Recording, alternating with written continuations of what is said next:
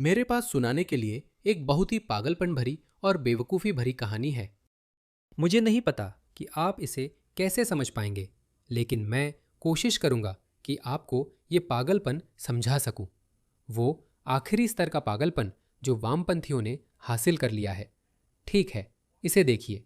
ये बीबीसी की रिपोर्ट है। बर्लिन प्राइड कार हमला, जिसे कथित तौर पर इस्लामवादी हमला कहा जा रहा है। ये इस्लामवादी हमला है, ठीक है। इस्लामवादी का मतलब कुछ और भी हो सकता है। जर्मन नागरिक ने अंजाम दिया, अधिकारी कहते हैं। ध्यान दे, जर्मन नागरिक के लिए कथित तौर पर नहीं कहा गया। ध्यान दे, ये और भी पागलपन है। गेज फॉर गाजा, लोगों के लिए ये खास है। हाँ, ये उनके लिए तोहफा है। हम आपसे प्यार करते हैं, मेरा मतलब है ये लोग, ये gays for Gaza, queers for Palestine वाले लोग। मुझे नहीं पता इन लोगों को क्या हो गया है दोस्तों, सच में। जैसे मैं एक पूर्व मुस्लिम हूँ, ठीक है। मुस्लिम कहते हैं हम तुम्हें मारना चाहते हैं क्योंकि तुम अल्लाह के धर्म से हट गए हो। मैं कहता हूँ ठीक है, मैं वापस नहीं जाता और नहीं कहता मुझे भी प्यार करो। आप मुझे क्यों मारना चाहते हैं? मैं कहूँगा सच में? ठीक है, आओ मुझे पकड़ लो। शायद मैं मर जाऊं, शायद बच जाऊं, लेकिन मैं अपनी बाकी जिंदगी तुम्हारी इस घटिया मध्ययुगीन बर्बर विचारधारा के खिलाफ लड़ने में समर्पित करूंगा। और मैं ये सुनिश्चित करूंगा कि तुम्हारा पूरा दृष्टिकोण पश्चिम से बेदखल कर दिया जाए, है ना? यही मेरा मिशन है।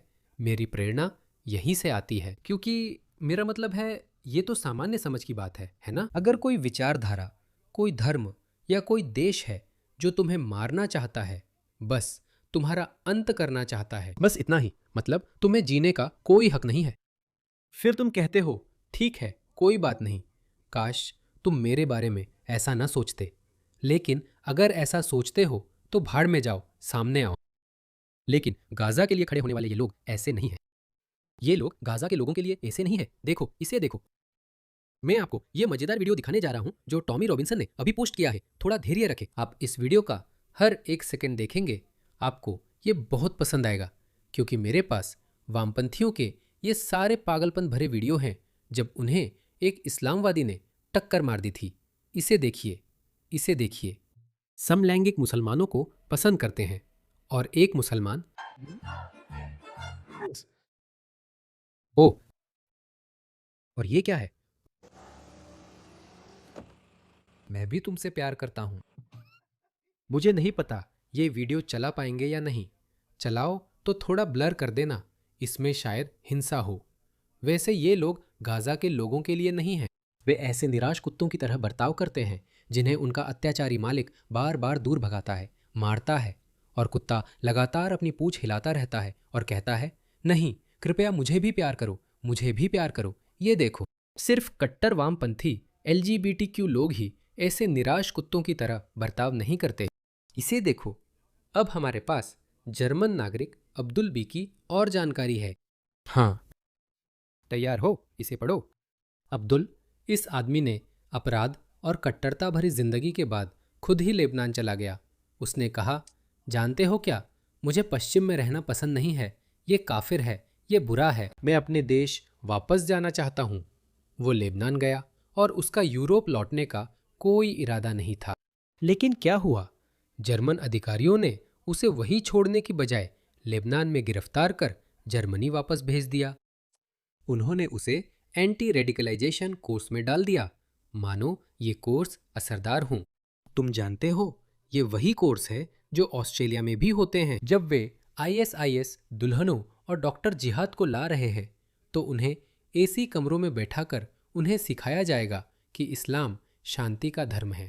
तुम जानते हो, इस्लाम LGBTQ के पक्ष में है। तुम्हें पता नहीं है, कुरान कहती है कि जो कोई भी एक इंसान को मारता है, ऐसा है जैसे उसने पूरी इंसानियत को मार दिया हो। क्या तुम्हें ये नहीं पता? हमारे पैगंबर मोहम्मद इंसानों से बहुत प्यार करते थे, और ये लोग ऐसे होंगे? तुम बेवकूफ़ हो। क्या तुम मुझे इस्लाम सिखाओगे? मैंने इस्लाम को समझा है, मैंने इस्लाम पढ़ा है। मैंने अपनी ज़िंदगी का एक हिस्सा इस्लाम पढ़ने और समझने में लगाया है। अब मैं और नहीं पढ़ता, क्योंकि अब इसमें मेरी कोई दिलचस्पी नहीं रही। ये आदमी उन लोगों से ज़्यादा इस्लाम के करीब है जो कहते हैं कि इस्लाम शांति का धर्म है। जो ऐसा कहता है, या तो उसे इस्लाम की जानकारी नहीं, या वो झूठ बोल रहा है। बस इतना ही। उन्होंने उसे पकड़ लिया, जर्मनी लाए और कहा, हम तुम्हें फिर से शिक्षित करेंगे। तो वो फिर से शिक्षा कैसी रही, ये रही उसकी कहानी। उसने अपनी सफेद वैन को तेज रफ्तार से प्राइड मार्च में घुसा दिया। बस इतना ही। कितनी हैरान करने वाली कहानी है। क्या तुम इसे समझ सकते हो? और तुम? मैं तो अभी खत्म भी नहीं हुआ हूं। क्या तुम्हें लगता है कि एक वक्त आएगा जब वामपंथी कहेंगे शायद हमने गलती कर दी? शायद मुझे यह मानने में बुरा लगता है। शायद अति दक्षिणपंथी या नस्लवादी लोग, वैसे ये लोग नस्लवादी नहीं हैं। जिन लोगों को वे नस्लवादी कहते हैं वही मुझसे प्यार करते हैं। वे मुझसे प्यार क्यों करते हैं? मैं गोरा नहीं हूं। क्यों? असल में मुद्दा नस्ल नहीं, संस्कृति और मूल्यों का है। चलो उनकी नज़र से देख लेते हैं। वो कहते हैं शायद अति दक्षिणपंथी लोग इस्लाम के बारे में सही हैं, बाकी सब चीज़ों में वो गलत हैं, लेकिन शायद इस्लाम के बारे में वो सही है। नहीं नहीं नहीं, वो कभी ऐसा नहीं करेंगे। जरा ये देखो, ये ब्रिटेन की एक सांसद है। हाँ, केट ऑसबॉर्न। ये कह रही है ओडियामा 2026 प्राइड मार्च पर होमोफोबिक बयानबाजी के कारण बैन और यूके में रिफॉर्म। जीबी न्यूज़ की बकवास बातें, ऐसा कंटेंट और भाषा जो LGBTQ+ समुदाय पर हमला और बदनाम करती है। बर्लिन प्राइड पर हमले तक, जिसमें एक की मौत और 16 लोग घायल हुए। वैसे ही जैसे ऑस्ट्रेलिया में हुआ था, हमारे प्रधानमंत्री ने बोंडी आतंकी हमले के बाद करीब 20 भाषण दिए। उन्होंने एक बार भी इस्लाम, चरमपंथी इस्लाम, यहाँ तक कि कट्टरपंथी इस्लाम या मुसलमान शब्द नहीं कहा। ये महिला, ये सांसद, चुनी हुई अधिकारी इस आतंक के लिए, इस इस्लामवादी आतंकी हमले के लिए जीबी न्यूज़ और रिफॉर्म को दोषी ठहरा रही है। BBC ने भी इसे उद्धरण चिन्हों में रखा, या इस्लामवादी आतंकी हमला। आप इन लोगों से जितनी नफरत कर सकते हैं वो भी कम है दोस्तों। आप इन लोगों से जितनी नफरत कर सकते हैं वो भी कम है। तो यह दयनीय सांसद मूल रूप से कह रही है कि यह इस्लामवादी सज्जन अब्दुल बी रिफॉर्म के अनुयायी थे। या वह जीबी न्यूज़ देख रहा था। उसने कहा जीबी न्यूज़ ने कुछ होमोफोबिक टिप्पणियां की, जबकि वैसे वे कोई होमोफोबिक टिप्पणी नहीं करते। हम में से कोई भी नहीं करता। हम में से कोई भी नहीं करता। यहाँ तक कि सबसे रूढ़िवादी ईसाई भी अब समलैंगिकों के बारे में कुछ नहीं कहते। वो तो 2000 के शुरुआती सालों की बात है। लोग उस दौर से आगे बढ़ चुके हैं। यहाँ तक कि रूढ़िवादी ईसाई भी आगे बढ़ चुके हैं। वे इसे जाहिर तौर पर स्वीकार नहीं करते, जो कि उनके धार्मिक स्वतंत्रता का हिस्सा है और बिल्कुल ठीक है। लेकिन अब वे एक ऐसे संतुलन पर पहुंच गए हैं जहां वे ये नहीं कहते कि जानते हो, हमें उन्हें मार देना चाहिए या हमें उनकी रैलियों में अपनी गाड़ियां घुसा देनी चाहिए। नहीं, वे ऐसा कुछ भी नहीं कहते। लेकिन ये दयनीय वामपंथी सांसद कह रहा है कि शायद इस आदमी ने जीबी न्यूज़ का प्रसारण देखा और फिर उसने उन LGBTQ लोगों को मारने का फैसला किया। इसमें एक की मौत और 16 घायल हुए। यूरोप में ये पैटर्न दिख रहा है। नफरत बढ़ रही है, ऑनलाइन मौखिक हमले बढ़ रहे हैं और उकसाने वाले तत्व सामने आ रहे हैं। इन लोगों से जितनी नफरत हो कम है। ठीक है, वो सांसद हैं। मेरे पास जीवन के हर क्षेत्र से वामपंथी लोग हैं। चुने हुए अधिकारियों से लेकर पागल, असंतुलित, रंग बिरंगे बालों वाले, नाक में रिंग पहनने वाले, चिल्लाने वाले लोग तक, ये सब मेरे पास है। मेरे पास हर तरह के लोग हैं, जो आपको बताता है कि ये एक मानसिक बीमारी बन गई है। इसे देखिए, ये महिला एक MEP है, क्लारा फ्रूमिक फाइस्टर। वह यूरोपीय संसद की सदस्य है। वह कह रही हैं, मैं निशब्द हूं। बर्लिन में चुनाव से पहले CSD पर हमला और हिंसक ड्राइव अति दक्षिण पंथियों को फायदा पहुंचा रही है। हाँ, वह आदमी एक इस्लामवादी है। अपराधी 21 वर्षीय जर्मन। मैं जर्मन अब्दुल बी अब्दुल कहूंगा। क्या? कितना अनोखा जर्मन नाम है। भाई, हिटलर अपनी गैर मौजूद कब्र में करवटें ले रहा होगा। समस्या है मर्दानगी। यही है, ये मर्दानगी और पितृसत्ता है दोस्तों। इसके लिए पितृसत्ता जिम्मेदार है। मैं बस इतना कहूंगा, यह मानसिक बीमारी है। हम एक समाज के रूप में असफल रहे हैं। अब्दुल को मई में किशोर जेल से रिहा किया गया था और समाज में दोबारा शामिल होने के लिए उसे अधिक समर्थन चाहिए था। उसके पुनर्वास के लिए आपका क्या मतलब है? तो क्या आप मानते हैं कि वह एकीकृत नहीं हुआ था? जिसका मतलब है कि वह जर्मन समाज का हिस्सा नहीं था। क्या आप यही कह रहे हैं? बायां हाथ दाएं से बात नहीं करता दोस्तों, ठीक है? अब मैं आपको एक आम समलैंगिक व्यक्ति, एक समलैंगिक पुरुष दिखाता हूं। यह प्राइड के ठीक बाद है, यह घटना के ठीक बाद है, उसी दिन।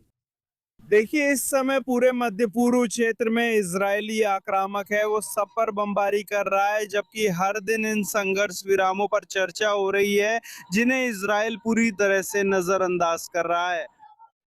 ये उसके मार्च पर हुए आतंकवादी हमले के ठीक बाद है। Gays for Gaza, gays for Gaza. वे उन्हें मारते रहते हैं और फिर भी वे हमेशा किसी न किसी तरह से गोरे आदमी, इजराइल, पश्चिमी देशों, अति दक्षिणपंथ, रिफॉर्म, जीबी न्यूज को दोषी ठहराने का तरीका ढूंढ लेते हैं। लेकिन वे इस्लाम की कभी आलोचना नहीं करेंगे। मैंने आपको एक टिपिकल उग्र वामपंथी सन की लड़की का वादा किया था, जिसके गुलाबी बाल और नाक में रिंग है। लीजिए, ये रही। तैयार है? सुनिए। मैं इससे सच में बहुत बहुत परेशान हो चुकी हूँ।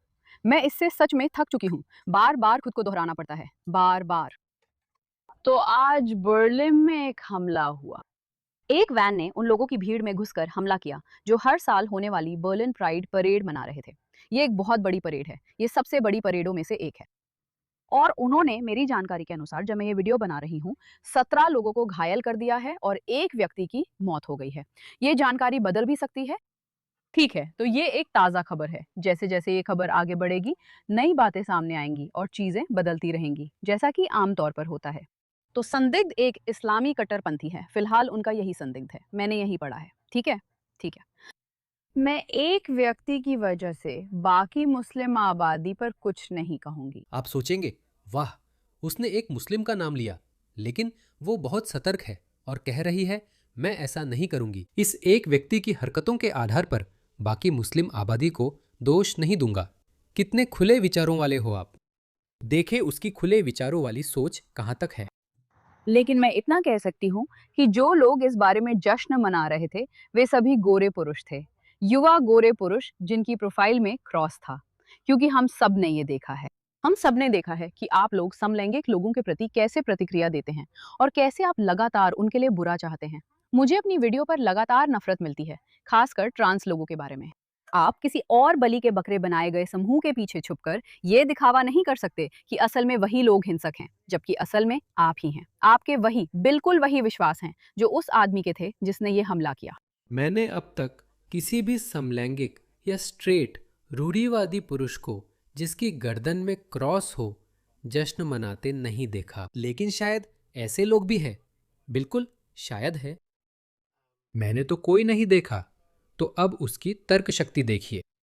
उसका तर्क है कि उसे कुछ ट्रोल कमेंट्स मिलते हैं, इसलिए जो लोग ट्रोलिंग वाले कमेंट्स पोस्ट करते हैं वही सारे इस्लामी कट्टरपंथियों जैसे हैं। पेरिस में कार्टून बनाने वालों पर गोली चलाना, घेराबंदी करना, कैफे और थिएटरों को बंधक बनाना, जैसे मॉस्को और पेरिस में हुआ था, ये सब वही लोग हैं। इनके द्वारा मारे गए लोगों की संख्या कम से कम हजारों में है, अगर दसियों हजार नहीं तो ये संख्या हजारों में है। हाँ, ये वही लोग हैं जो उसे ट्रोल कर रहे हैं। देखो, 20 सेकंड पहले वो कितनी खुले दिमाग की थी। मैं एक पागल इंसान की वजह से सभी मुसलमानों या किसी को दोषी नहीं ठहराऊंगा, लेकिन जब अपने लोगों की आलोचना करनी हो तो ये सोच नहीं रहती, हम इनसे नफरत नहीं कर सकते। और आप खुद को इससे दूर करने की कोशिश कर रहे हैं। और आप जानते हैं कि आप ऐसा क्यों करने की कोशिश कर रहे हैं? क्योंकि आपको शर्म आ रही है और आपको आनी भी चाहिए। नहीं, उन्हें शर्मिंदा नहीं होना चाहिए। लेकिन सबसे बुरी बात क्या है दोस्तों? आप जानते हैं सबसे बुरी बात क्या है? मैं देख रहा हूं कि अब खुद कानून हाथ में लेने वाले समूह बन रहे हैं। मैं एक और वीडियो बना रहा हूं क्योंकि मेरे पास उसके नए वीडियो हैं जहां गोरे मर्दों के समूह है, सड़कों पर घूम रहे हैं, इस बार ग्लासगो में, और किसी भी गैर गोरे व्यक्ति का सामना कर रहे हैं। और हम इसकी चेतावनी दे रहे थे। ठीक है, मैं इसका समर्थन नहीं कर रहा हूं क्योंकि जाहिर है आप जानते हैं मैं इसका समर्थन नहीं कर सकता, लेकिन हम चेतावनी दे रहे थे कि ऐसा होगा और यह होगा। आप देखेंगे, किसी न किसी समय आप देखेंगे कि मूल यूरोपीय लोग ऐसे लोगों के पीछे जाएंगे, वे ऐसा करेंगे। नाक में अंगूठी, बैंगनी बाल, LGBTQ लोग, आप जानते हैं वे ऐसा करेंगे क्योंकि वे और साहसी बनेंगे। वे ऐसा कर रहे हैं क्योंकि उन्हें मजबूर किया जा रहा है। सरकार कुछ नहीं करती। जैसे जर्मन सरकार, उन्होंने उसे वापस लाया। क्या आप विश्वास कर सकते हैं? उन्होंने उसे वापस लाया और स्थानीय लोगों को भ्रमित किया। पूरे पश्चिम में यही हो रहा है आगे, और खुद कानून हाथ में लेने वाले समूह बनेंगे।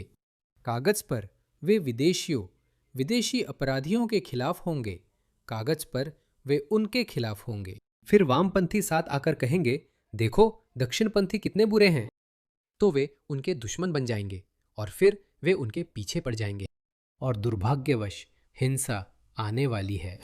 अभी यह एक तरफा रास्ता है। हम अभी ऐसी स्थिति में हैं जहां आत्मविश्वास से कह सकते हैं, देखो हमेशा इस्लामवादी ही हिंसा करते हैं, लेकिन मैं आपको आश्वस्त कर सकता हूं, दूसरी तरफ से भी हिंसा आने वाली है। और मैं ये खुशी से नहीं कह रहा हूं, क्योंकि हम सभी उसमें फंस सकते हैं। ठीक है, हम सभी, मैं भी। मैं भ्रम में नहीं हूं, खुशी से नहीं, पर भविष्यवाणी के रूप में चेतावनी दे रहा हूं। अब मैं विनाश का भविष्यवक्ता हूं। तो हाँ, यह होने वाला है। और फिर दोषारोपण का खेल शुरू हो जाएगा। और फिर दूसरी तरफ वामपंथियों के आरोप में भी कुछ दम होगा। लेकिन इसे याद रखना, बस इस समय को याद रखना, क्योंकि हम एक ऐसे संक्रमण काल से गुजर रहे हैं जहां 99% हिंसा जो हम देख रहे हैं वह इस्लामवादी पक्ष और इन दूर वाम एंटीफा समूहों से भी आ रही है।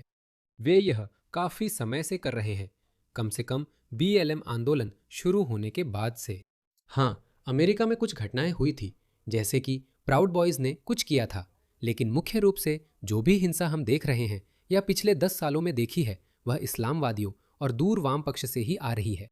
लेकिन दाहिने पक्ष में भी चरम दक्षिण पंथ है, वह उभरेगा और हमारे समाज में और अधिक हिंसा होने वाली है। और इसके लिए सिर्फ हमारी व्यवस्था, राजनीतिक व्यवस्था और हमारे राजनेता ही जिम्मेदार है। और दुर्भाग्यवश इसकी शुरुआत यूरोप में होने वाली है। ये खासकर यूके में शुरू होगा। फ्रांस और जर्मनी में भी ऐसा शुरू हो सकता है। ये तीनों देश नागरिक अशांति या गृह युद्ध के मामले में सबसे आगे रहने वाले हैं। तो दोस्तों, यही है स्थिति। मुझे उम्मीद है, मुझे नहीं पता कि आप इससे कोई मतलब निकाल पाएंगे या नहीं। ये कितनी दयनीय स्थिति है, यकीन नहीं हो रहा। उन्होंने एक और इस्लामवादी द्वारा किए गए आतंकवादी हमले के लिए गोरे आदमी या देशभक्त या रूढ़िवादी पक्ष को दोषी ठहराने का तरीका ढूंढ लिया। मुझे नहीं पता, मैं इसका कोई मतलब नहीं निकाल पा रहा हूं।